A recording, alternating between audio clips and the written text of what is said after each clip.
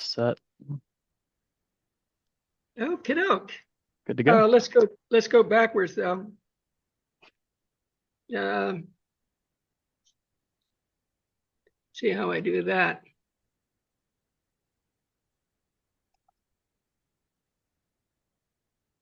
Oh, it's the wrong way. I've got to We started over from the beginning. I'll start from the beginning. Yep, here we go. Okay. Well, welcome everybody to our presentation today. It's called Building and Neighborhood Design, Authority and Limits to Design based on Connecticut statutes, case law, and current practices. My name is Charles Vidic, and I'm the Senior Project Manager for WestCog. I'm also joined by my colleague, Tucker Bennett, who is a Senior Data Scientist for WestCog. Western Connecticut is one of the 9 regional governments in Connecticut charged with transportation and land use planning responsibilities for its 18 participating municipalities. This presentation provides an overview of the types of design and aesthetic standards used by zoning commissions in Connecticut. We will also, yep. Sorry, it will be recorded, and the recording will be put up on our website. Yes, that's right. We will also review the legal basis for aesthetic standards and the types of architectural review procedures associated with site plan, special permit, plan development, in village districts. And of course, I didn't mention, but overlay zones as well. This 1-hour presentation can also be used to meet some of your 4-hour training requirements under Section 8-4C of the statutes that you must receive during your term in office. So we will be entertaining questions at the end of the presentation, and we'll just move on to the next question, the next slide. So here's our agenda. We will review the case law, the statutory authority, and the current zoning practices with respect to building and urban design concepts in Connecticut. These slides review the 5 basic tools used by zoning commissions to influence neighborhood and urban design. And that would be, of course, as we mentioned, site plans, special permits, plan developments, overlay zones, and village districts. And of course, we'll conclude with a summary of the key points at the end and some actually further readings for those who really are interested in this topic.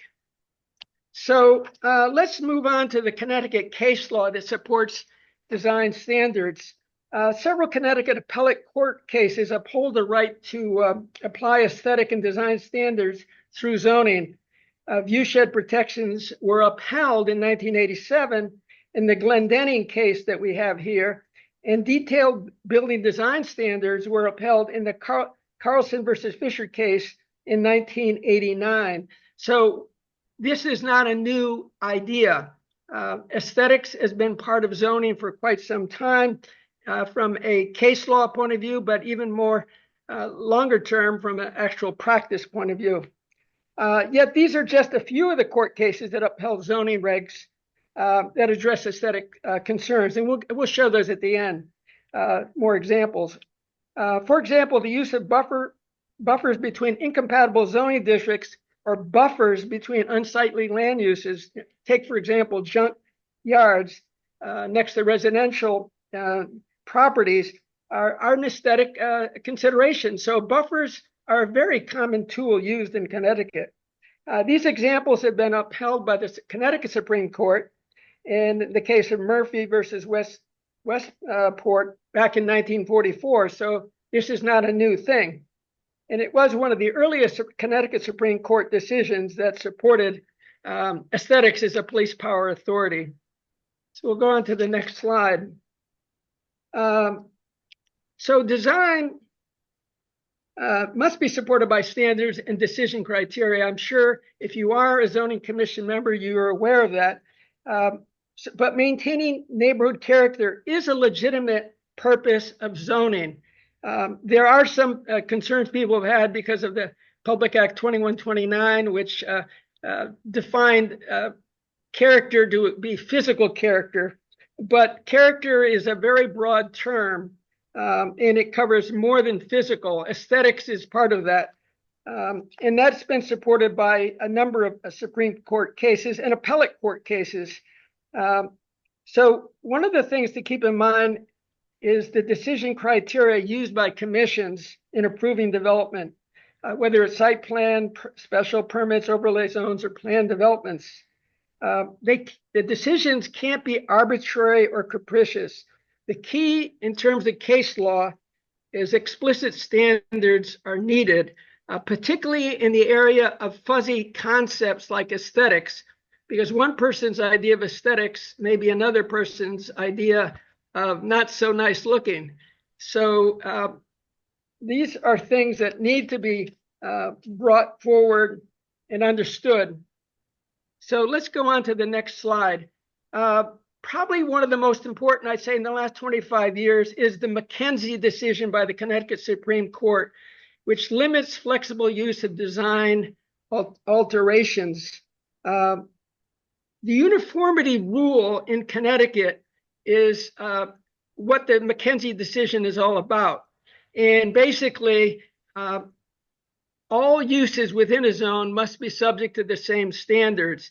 The only exception is special permits, which can be more restrictive than the standards that are applied to non-special permit uses, but they can't be less restrictive. And that's a key variable. That has actually been a problem that some municipalities have misunderstood. It must be more restrictive because, in a way, a special permit is a quasi mini district within a residential or other zone. And that's basically how it was established in 1959 when special permits were created in Connecticut. So the issues about the McKenzie decision, I think it's one of the case laws that I believe every zoning commission member should fully become familiar with, particularly because of the issue of compatibility of design. Design standards must be uniform if they're applied within a zoning district, with the exception, of course, of the special permit issues we just mentioned. So at this point, I'm going to turn it over to my colleague, Tucker, and he's going to take us to the next part of the presentation. Go ahead, Tucker. So in the case of Farmington versus Viacom Broadcasting, the appellate court confirmed the authority of zoning regulations to impose conditions related to aesthetics and property values, although this only applies in the case of special exception or special permit uses. Next slide, please. This is an example of what the appellate court considers consistent with the 1987 Viacom Broadcasting ruling. It's a telecommunications tower disguised as a tree, as you can see. Next slide, please. Here's a more relevant example of design as disguise for small cell wireless facilities in an urban setting.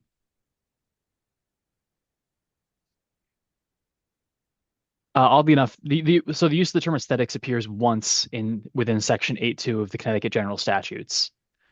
But the broad authority given to the zoning commissions to consider physical standards is sufficient to support a wider range of design factors.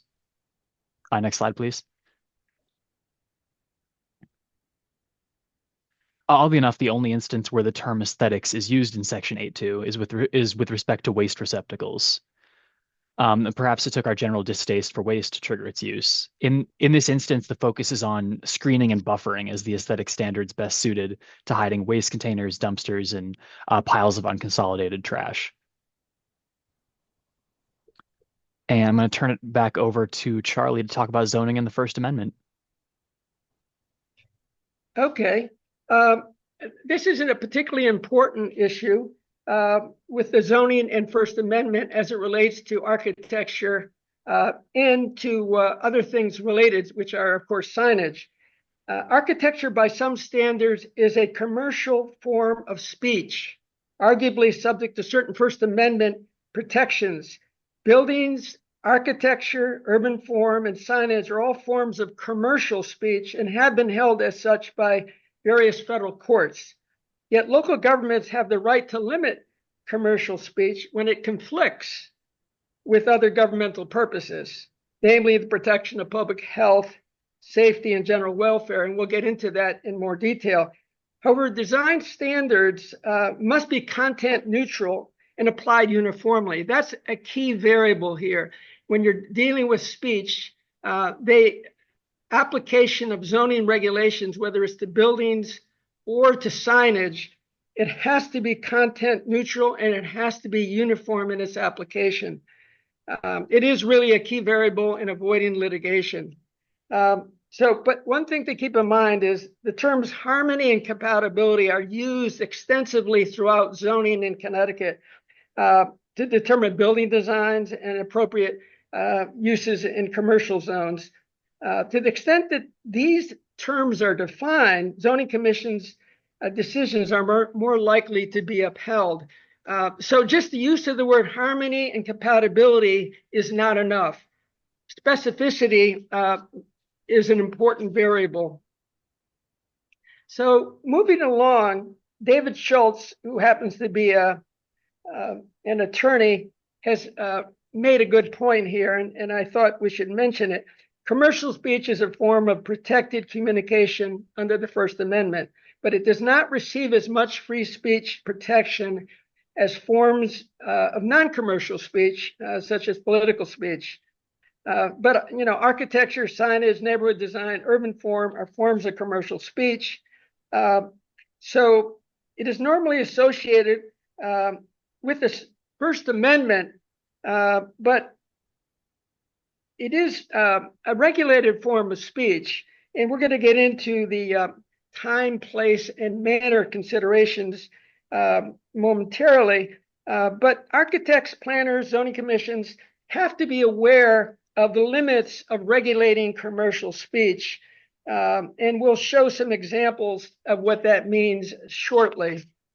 So let's take one right now. Here's a case of McDonald's, the New England style McDonald's restaurant. So the question is rhetorically, is this free speech? This restaurant happens to be in Freeport, Maine, and because of local objections to the traditional golden arches, Freeport insisted on a compatible design for its downtown area, which had some New England character to it. So would this be considered an infringement of free speech in this context of commercial speech? Or what is the government interest in design of this facility? And this is, of course, a New England scenario. So just think about this. Is this acceptable? McDonald's has its name on it. Is that enough? Okay, we're going to go to the next slide. Now, here's almost the opposite scenario. And this is a question, is this free speech? This is a case of American architecture. You could call McDonald's a form of American architecture. And in this particular case, in Pine Bluffs, Arkansas, it is actually a National Register of Historic Places. So it's just the opposite form of regulation. This case, it's to honor this form of golden arches, as opposed to the case of Freeport, where they did everything possible to get rid of those arches. So again, the question is, what is the government interest here? And it's not to say that there's a uniform form of government interest. You can see culturally there are differences across America. So let's take another form of free speech. This is closer to home, of course. This is Greenwich. And this is McDonald's as urban chic architecture right off the exit on I-95. And you'll notice the so-called Golden Arch has been turned into a lance, practically speaking. But what's interesting about this particular site is that the architecture and building materials is compatible with adjoining properties immediately to the left, which we aren't going to show here. But you can see that the Greenwich Planning and Zoning Commission has made a point, and this is a renovation, by the way, of the McDonald's from a couple of years ago, to try to make it fit in with the character of this commercial zone. So again, is this free speech? Now here's that same McDonald's restaurant, but you see what's happened to the arches. The arches have been eliminated as a form of architecture and has become an element of signage. So again, we see the question, is this free speech? And of course, the other answer is this a government responsibility and a right to do so? Both questions are pertinent. So let's move on to the next slide. So what is the government interest in design? Okay, well, number one, protection of property values is a key variable. But what we need to understand in the Supreme Court cases is that protection of property values is not just an assertion. There has to be some support for that decision. Neighbors that say, look, you're going to adversely affect my property values, that's not enough.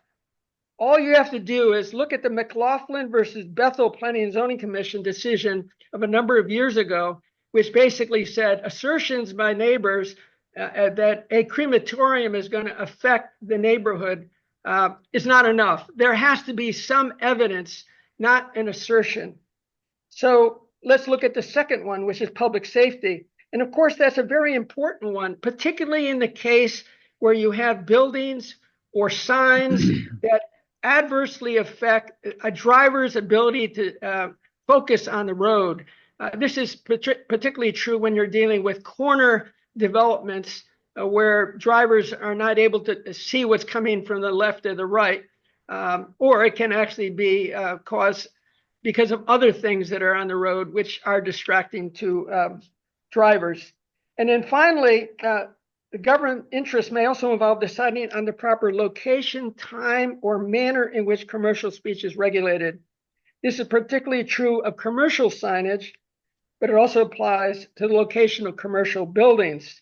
The design is more than an architectural issue. Design concerns exist at the neighborhood and both at the urban scale. For example, a building that may be compatible in a commercial zone may not be compatible in a residential zone.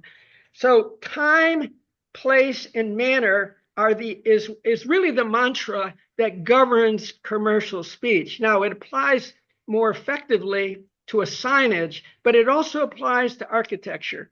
The word time applies in the case of when you have people who want to go out and petition and have a rally. That's a time-based consideration. Place is much more zoning related. And the manner of speech, of course, is the question of whether the speech is signage, whether it's architecture, whether it's design. So there's a whole host of these things that come into bear. Now, what you see here at the bottom, the key decision made in America is the Cox versus New Hampshire decision by the U.S. Supreme Court, decided in March 31st, 1941. By the way, today is March 31st, so we're right on the money with this presentation. That is still the deciding Supreme Court case that decides what limits government can impose, which are basically time limits, place limits, or manner of speech limits, which of course apply to commercial speech as well. So that is one that anybody who's involved with aesthetic standards and zoning should become familiar with. And now I'd like to turn it over to Tucker again. So now let's review current zoning practices with respect to design and aesthetics in the Western Connecticut region, as well as across the state.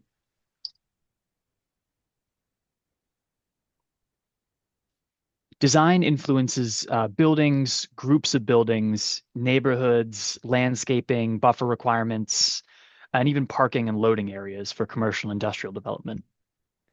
The 5 ways that design plays a role in zoning is through site plans, through special permits, land development districts, overlay zones, and village districts.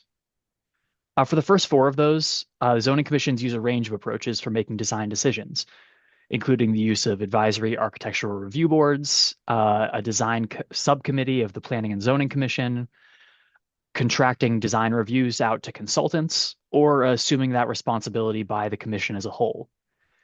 These are the 4 ways design is addressed by the 4 main zoning procedures: site plans, special permits, plan developments, and overlay zones. In contrast to those four, village districts are a little different. They must have a design review process formalized, and the decisions made by design review members, whether appointed or provided by contract, are mandatory. Let's now review how prevalent these design reviews are in Connecticut. Next slide, please. So in this slide, we look at three of those zoning procedures that rely on design review. Architecture review boards, village districts, and special permit appropriate design. In Connecticut, of the 166 zoning commissions that use special permit regulations, 54 have adopted appropriate design as a factor in the approval process. In contrast, village district regulations have far more extensive and explicit design review standards than those adopted by municipalities with special permit requirements for appropriate design. There are 71 municipalities with village districts in Connecticut. Finally, there are 45 planning and zoning commissions that have adopted some type of architectural review. Generally, these reviews are conducted by architects or landscape architects to provide an independent and advisory assessment of design issues, such as the harmony of the proposed development with the neighborhood. As you can see in this Venn diagram, there are a large number of municipalities that have adopted design review or various types of development regulations.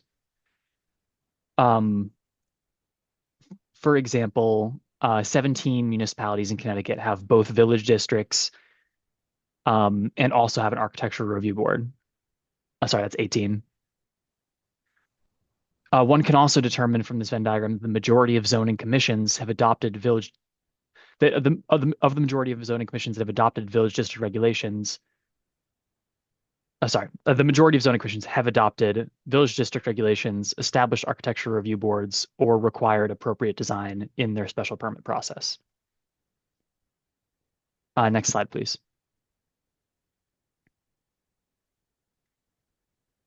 The Vernon Planning and Zoning Commission has an architectural review committee. What makes this role unusual is that they purposely emphasize the need to avoid uniformity. Indeed, the committee's regulations discourage censorship of architectural creativity. This is the only such purpose statement found in any Connecticut zoning regulation. Architectural review is required for any applicant subject to the special permit process. Next slide, please.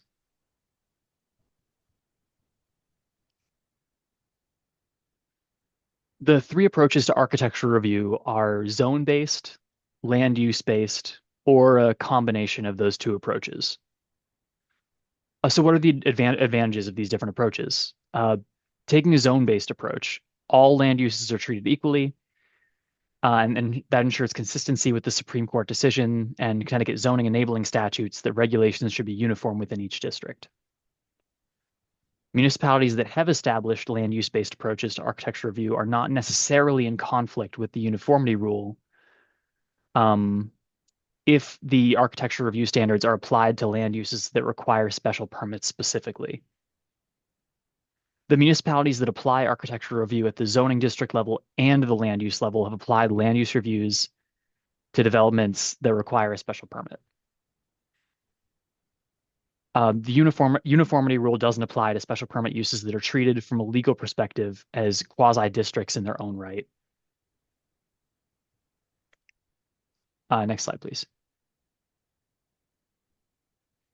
So this table makes it clear that business districts are where most architectural review procedures are applied in Western Connecticut. Business, mixed use, office and technology, and transportation zones account for 54% of all zones subject to architectural review, with industrial accounting for just 6%. Multifamily and single-family zones account for 31% of the zones with architectural review. One of the concerns raised by the application of architectural review to multifamily development are the costs associated with the architectural review process. There's a delicate balance between maintaining the aesthetic qualities of one's community and the get-out-of-jail card offered by Section 830G affordable housing option that allows developers to appeal zoning decisions to the Connecticut Supervisor Court in New Britain. If design review adds costs, It scuttles municipal efforts to reduce the cost of housing. It can also encourage developers to appeal the zoning commission's decision, and with virtual certainty, the Connecticut Superior Court will find in favor of the developer in those cases. Next slide, please. Site development plans are a common tool used by zoning commissions to ensure that commercial, industrial, and multifamily development complies with the specific standards and conditions in the zoning regulations. Three key design factors used in site development maps are development maps, including building renderings. They include screening, buffering, and landscaping. Development plans. These can include traffic impact studies, utility plans, pedestrian circulation plans, viewshed plans, and analyses, and similar requirements set forth in the regulations. And then there's data tables that ensure compliance with the design requirements that's pertinent to both those maps and those plans. And at this point, I'm going to turn it back over to Charlie. Okay, thanks, Tucker. This is specifically a review of the site plan requirements for design in Western Connecticut. You heard from Tucker dealing with the statewide perspective. Nearly 80% of the region's municipalities have at least one design requirement. More importantly, 66% have 5 or more of the 10 design considerations that you see listed here on this screen. You'll notice that parking, loading, and circulation plans are the most common design standard found in Western Connecticut. And there's no doubt that that is an important design area. Parking lots can make or break the aesthetics of a commercial development. But of course, you'll see signs and lighting plans and building and use right behind them in terms of the second and third most common uses. But of course, we've highlighted here architecture feature plans and elevations, which are more specifically architectural rendering issues, are also fairly common. 50%, roughly 50% of our municipalities use them. So let's look at special permits. And again, this is at the Connecticut level, not at the municipal Western Connecticut level. You'll see that all but one Connecticut municipality has adopted the special permit tool. There's 167 towns with zoning in Connecticut. 166 have adopted the special permit. And the only one that hasn't is a Johnny-come-lately municipality that adopted zoning last of all, and therefore hasn't really had the same development pressures. Probably more importantly, 88% of the zoning commissions that use a special permit have adopted one or more of these design criteria that you see on the screen here before any regulated use is approved. So there's an enormous amount of diversity of design standards in Connecticut. It's not a one size fits all. Now that may be good or that may be bad. The good side of it is that there's a tremendous opportunity to learn from what other municipalities have done over the years. And then this shows you what are some of the most common approaches are. I should say that each of these 11 design concepts should be supported by standards enabled by the Plan of Conservation and Development. And the reason I say that is because there are a number of leading Connecticut Supreme Court cases that have emphasized the nexus between the Plan of Conservation and Development and all zoning requirements, whether they're site plan or special permit. It establishes the basis for the planning process. So suitable size and scale of buildings is the most frequently used design tool, followed by suitable location, appropriate design, harmonious building groupings, and appropriate improvements. And these 5 design concepts account for 81% of the design concepts used in special permits across Connecticut. For those who are not familiar with this, how do we know this? Well, WestCog has spent an extensive amount of time over the years establishing what the best practices are across the state. And we've reviewed all 167 municipalities to determine what these practices are. And really, this is the first time anybody in Connecticut has gotten a presentation about best practices. There have been presentations about the legal side of design occasionally, but not too often. But this is not only a discussion about the legal aspects of design, but also the best practices that are out there. So we'll go on to the next slide here. So Terry Tondreau, who's somebody I used to work with years ago, was a former professor at UConn Law School. And I'm going to read this to you because I think it's important. Most of the cases that have rejected, and that's, we're talking about Supreme Court appellate case and Superior Court cases that have rejected municipal efforts to regulate aesthetic reasons, have done so because the town did not articulate sufficient criteria in its regulations to satisfy the court that fair notice of what was required has been provided. This is critical. And this is a question of transparency of decision-making, really, if you could argue is what that really means. And I would say if there's anything that is important to keep in mind is Terry Tondreau's perspective on this. You can follow that up with reading his Connecticut Land Use Regulation, which is a monumental treaty on zoning case law in Connecticut. But this is a key reference from Terry Tondreau. So let's go on to design review with plan developments. Plan developments actually is a very powerful tool for design protections because you're dealing with things on a broader scale than an individual development. You're dealing with an entire, it could be a shopping mall, it could be a planned development, which is multifamily housing, or it could be a mixed-use development. Planned development obviously is not as common. Let's face it, virtually everyone uses special permits, but the number of people that are using, number of zoning commissions that are using planned developments is only 51, albeit though that those that are using it, some of them are using it in multiple fashions. So the fact that there's 70 planned development districts in Connecticut in 51 towns means obviously some of them are doing it in multiple fashions. But most interesting for those who are interested in design is that emerging in the last 10, 15 years is the use of the concept of a planned development or master plan. Right now, 34 of the 70 planned development districts in Connecticut are using a master plan concept to be able to actually control the design of the facilities or let's say shopping malls or large scale development schemes. And so it is a very valuable tool as a way to refine what gets developed.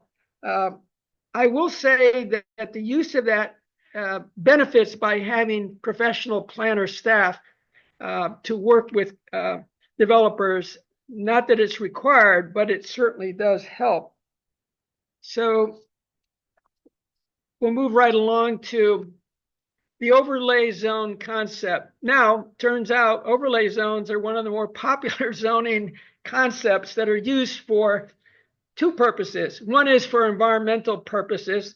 Let's just example our floodplain regulations. Those are overlay zones, and that represents an important part of it. But there's also riparian buffer zones. The second most common use for overlay zones is design purposes. And we'll get into that because this is actually one of the other tools that allows you to take the form of a community which is not properly covered by districts. Districts may overlap in a village area of any given municipality and fragment it, whereas an overlay zone can be designed surgically to cover the zone which is most affected. It may be an old town center which has both residential and commercial, and yet you want to keep the integrity of that overall area, even though it overlaps two different districts. So it is an important tool. Now let's just look what goes on in Connecticut. What you see here are the overlay zones with design as its purpose. Even though there's 421 of these, we're only showing the design related ones. And you'll find, very interestingly enough, design district zones 27, village district zones 32 represent an enormous number of the design concepts used for overlay zones. And you'll see a whole host of slightly different ones: office design district, neighborhood transition zones, and historic preservation zones. So the concept is being used in a variety of ways, which allows for specificity to the level of where you're most interested in dealing with certain types of characteristics of neighborhood and urban design. So now I'm going to turn it back to Tucker to talk about village districts.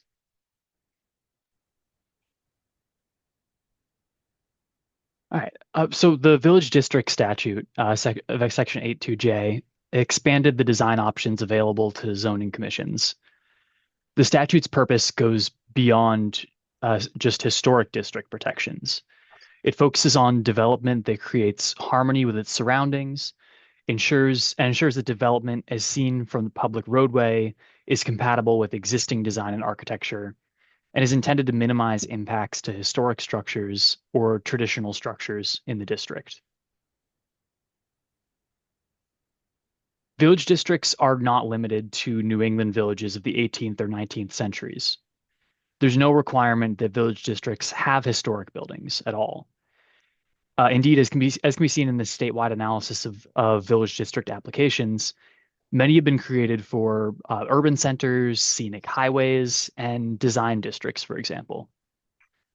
In Western Connecticut, 8 of the 18 municipalities have village districts, accounting for 21 distinct village districts across the region. Next slide. So this is an example. Here's New Canaan's urban village district. It has an urban flavor not associated with old New England villages of the 18th and 19th centuries. But this district has unique architectural values that the village district statute supports.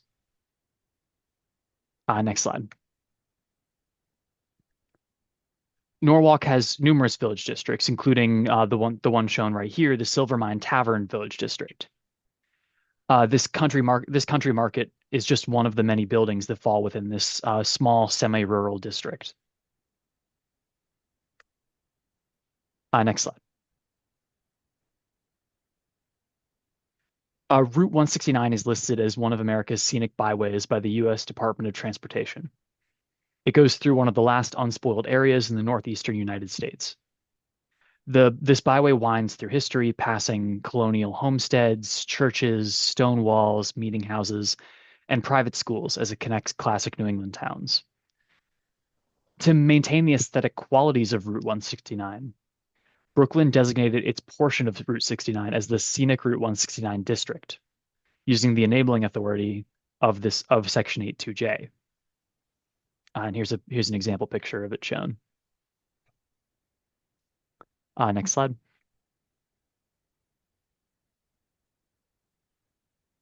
All great ideas come with a price, though. To manage village districts requires either volunteers with the professional credentials of architects or AICP planners. This is really often a challenge for rural municipalities. Furthermore, as Terry Tondro has noted, the challenge of developing a village district regulation that implements the specific requirements of Section 8.2J can be formidable.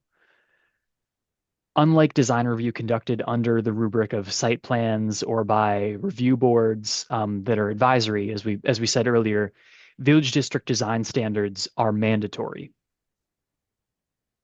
One town planner, for example, believes village district regulations are too restrictive to work in his municipality. Yet 7 municipalities in Western Connecticut have village districts. In those that have adopted this approach, the test of their legitimacy is whether landowners within the district support its creation. That's really the litmus test here, and whether a village district is created or not depends on the values of the community that it's in.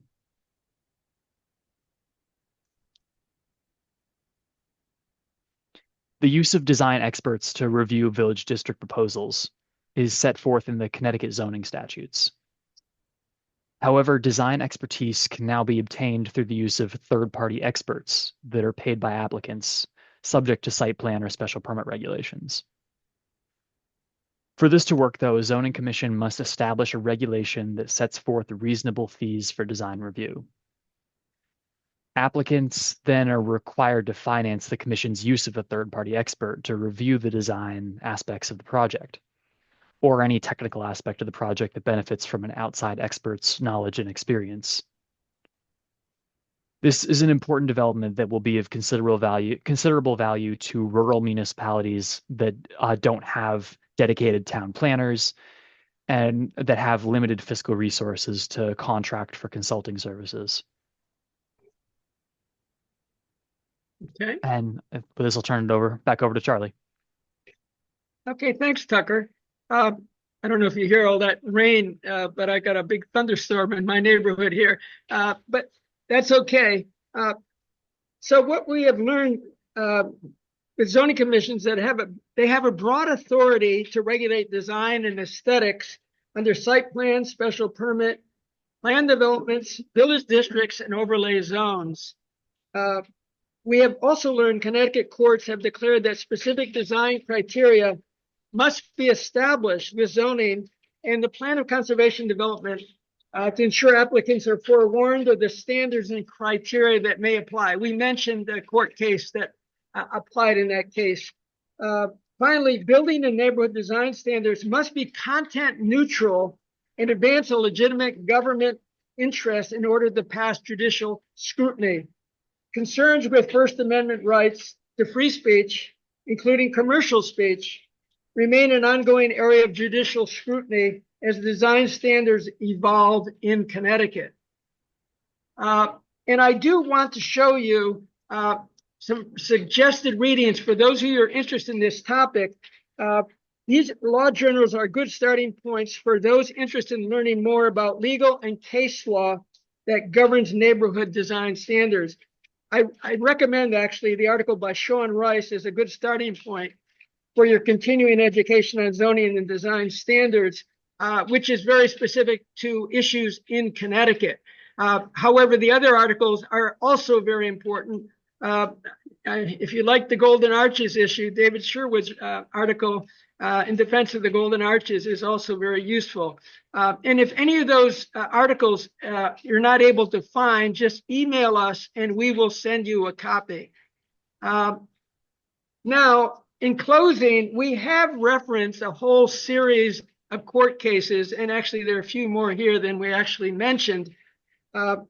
These are the significant U.S. Supreme Court cases that address design and the First Amendment. And of course, we mentioned Cox versus New Hampshire as being the granddaddy of them all. Only two are included in this listing of Supreme Court cases at the federal level. In addition, this list also includes important Connecticut Supreme Court cases that are most relevant to zoning commissions if you have responsibility for regulating architectural design review. They are available if you have a town attorney, or if not, you can get in touch with us and we can share them.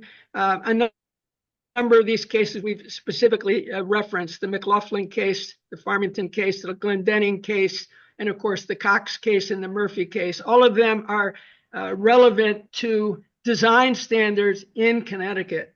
So with that, I guess, Tucker, do we open it up for questions? Is that our next move here? Yeah, we've still got about 15 minutes here for Q&A. So if anyone has any questions, feel free to either put them in the chat, or you can unmute yourself and say whatever you want. Yeah, we're happy to answer any questions, or any feedback whatsoever is always appreciated. Yes, go ahead, Patrick. Can you let him get in, Tucker? Yeah.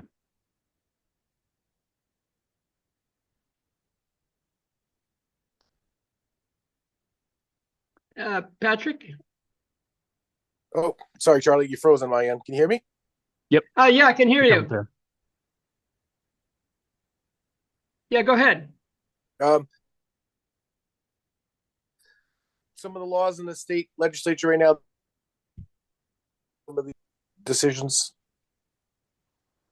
What's that? I didn't hear you. Patrick? Oh, wait a second. Let's see if are you muted? You're cutting in and out. You want to put it in the chat and then we can read it if you can't, if your connection is bad?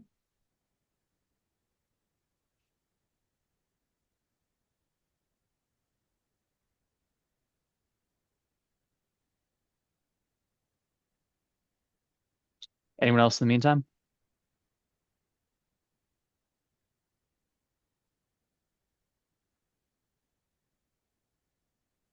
Anybody else?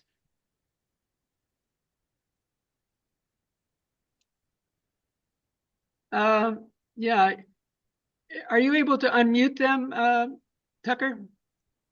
They should be able to on their own. It looks like Patrick's question is, can you speak to actions in the legislature that may be limiting these aesthetic approvals? Well, yes, I can. Public Act 2129, which established the term that whenever using the word character, it must be include the word physical character. That is the a law that was passed because there are some in legislature who believe that the word character was used as a way to keep people out of a community. And in order to address that, the statutes were changed in 2021 so that the word physical character needs to be used. And I will tell you, across Connecticut, an enormous number of municipalities have yet to update their regulations that deal with the word physical character. I'm not sure that the courts, how they're going to rule on that issue, but from a statutory point of view, that's what was modified 3 years, I guess it's about 4 years ago.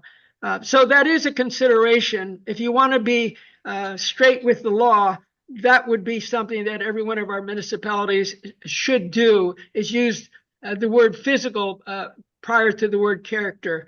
And I know that's not all happening, but in doing that, that at least gets you one less item to be litigated in the courts. So it's a good question. Any other questions? And be interested in anyone's individual experience with design and aesthetics from your own roles as zoning commission members or ZBA members. If any of you like to share anything in that regard, I think Tucker and I would be happy to hear.